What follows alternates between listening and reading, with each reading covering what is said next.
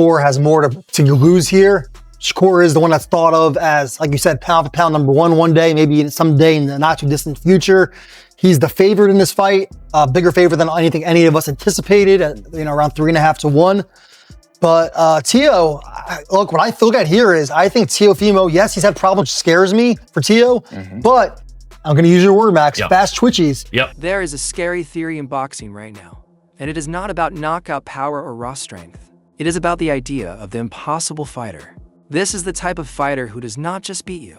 He makes you look like you never belonged in the ring. For years, we saw this with Floyd Mayweather. Before him, it was Pernell Whitaker.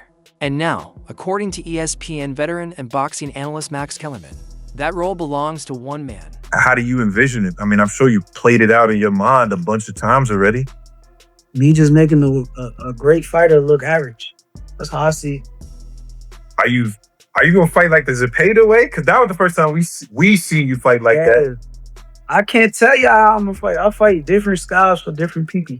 Yeah. So I may fight this way for this guy. I may fight the other way for another guy.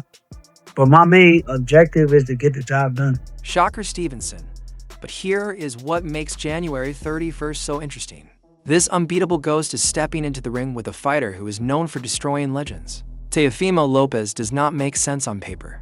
He often struggles against average fighters, but when he faces elite opponents, he becomes dangerous. Kellerman and the Ring Magazine panel recently broke this fight down. And what they found was not just a prediction, it was a warning. This will not be a normal fight. It is a clash of styles, and someone's career is about to change forever. Getting it right.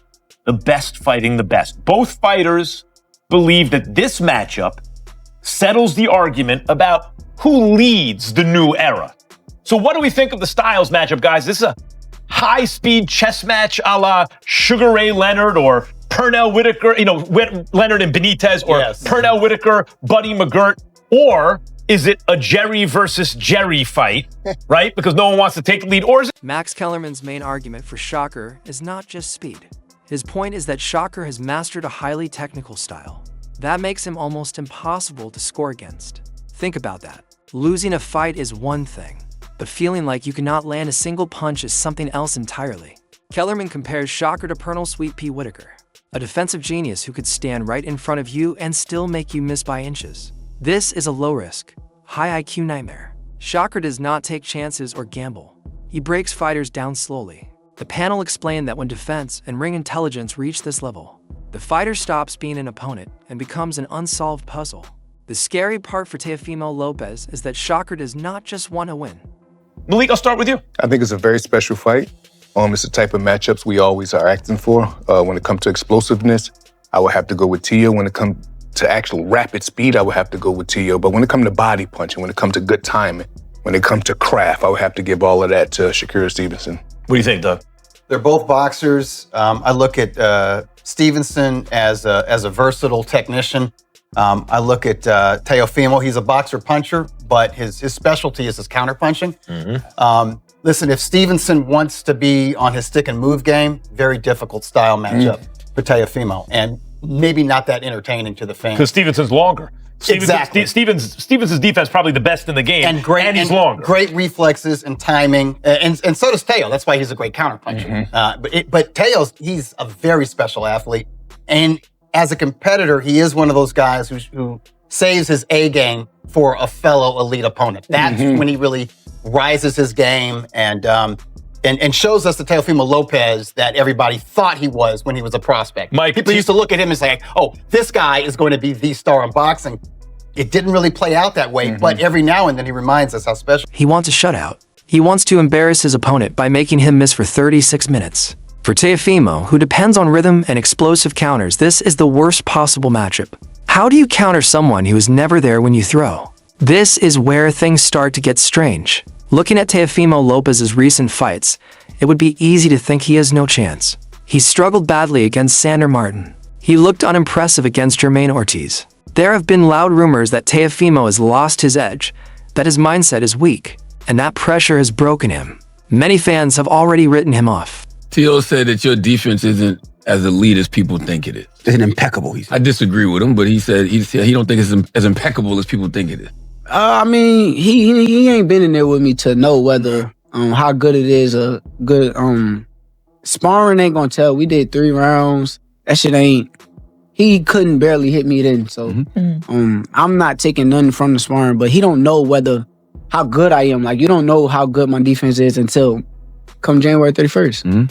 He pretty much said your style of boxing. He said he's beat hundreds of fighters with your style. 200 southpaws. 200 southpaws. Undefeated against southpaws. So he said it's light work. Man, that's the thing where he gotta like pay attention to, cause like, yeah, you did good with some southpaws, but then there are southpaws you did bad with. So it's not just, okay, I beat Lomachenko and Josh Taylor, but then you fought Jermaine Ortiz and Sandor Martin, and they are 2 southpaws who both gave you trouble. So that's a good point. It give him confidence to beat them bigger guys that got the bigger names, but his confidence went down when he fought them other guys. So truthfully, all that southpaw shit, that shit sound good, but what you gonna do when you get in front of me? I'm not none of them guys. But the panel looked deeper into what they call the Teofimo paradox. The truth is, Teofimo Lopez seems bored when facing average opponents. He often lowers his level to match them. But everything changes when he fights elite fighters. When he faced Vasily Lomachenko, who was seen as unbeatable, almost nobody gave Teofimo a chance. What happened? He showed a level of focus and aggression we had never seen and won the belts. The same thing happened against Josh Taylor, the undisputed champion. Teofimo was the underdog again. In both fights where he won the Ring Magazine Championship, he was the underdog. 4-1 underdog against Lomachenko. People forget, Lomachenko was taking elite fighters in the lower divisions and they were quitting. Yes. He was beating them into some, they were like, I can't do this, right? And Teofimo beat him. Right, he outboxed him. Yeah, he didn't do it by physically imposing himself on him. He outboxed him. He outfought him. He had speed, power, and then again against Josh Taylor at junior welterweight, he was the underdog. So he saves his best for his biggest moments. Yes, and Max, and look, I give Shakur a lot of credit, right? Because we see fighters like Boots Ennis that want to do a tune-up fight at their first fight at the new weight. And like Devin Haney, Shakur saying, I'll go right to the top dog at 140. So props to my best friend, Shakur Stevenson, Max. Yes. But look, What is the beef with you two? I think it's fun, you know? I think we, I don't think it's real hate. You have this ability to bring out a certain kind of animosity in people in the boxing world. Does this extend to outside the boxing world? Yeah, it does. It does. I've had that ability since I've been like 4 years old, Max, and growing up. But you asked about Teo. I actually think this fight is about Teofimo more than it is about Shakur Stevenson. And the reason I say that is, it's what Doug said. When Teofimo Lopez rises to the occasion, he looks like a guy that can't be beat sometimes. And I say it's really about Teo here because Shakur, like you said, he's the favorite, 3.5 to 1 favorite right now. He's the one moving up in weight. And if you look at it stylistically, Shakur, right, he's the better boxer. We've seen Teo have problems with, fast of fleet boxers like Sandor Martin and Jermaine Ortiz. But then you think about sometimes when Teo rises to the occasion, I mean, the odds are close in the Josh Taylor fight, but everyone was picking Josh Taylor that you spoke to in boxing. Yeah. And we saw what Teo did to Josh Taylor. We saw what Teo did to Lomachenko. And one of the things that I think that gets lost in that fight against Lomachenko is Teo threw more than 100 punches in the final round to make sure he won that fight. Knock you out with one headshot, but he will slowly drain your energy with clean shots to the body. If Teofimo realizes by round 3 that he cannot overpower Shakur, panic could set in quickly. This is the part that should worry Teofimo fans the most. Terrence Crawford, the pound-for-pound king and a close friend of Shakur, did not just predict a win. He said on social media that Shakur Stevenson is going to beat the hell out of Teofimo Lopez. Crawford does not speak lightly. When he says that, he means real physical damage. This goes against the idea that Shakur will just move around and point score for 12 rounds. The panel broke this down and noticed something dangerous. Shakur may be planning to fight in the pocket. Doug Fisher pointed out that Shakur has a mean side to him. He may not just want to outbox Teofimo, he may want to break him physically and send a message. If Shakur chooses to stand his ground and trade, everything changes. The fight stops being a chess match and turns into a war. And that might be exactly what Shakur wants to prove he is not boring, but dangerous. Asterisk.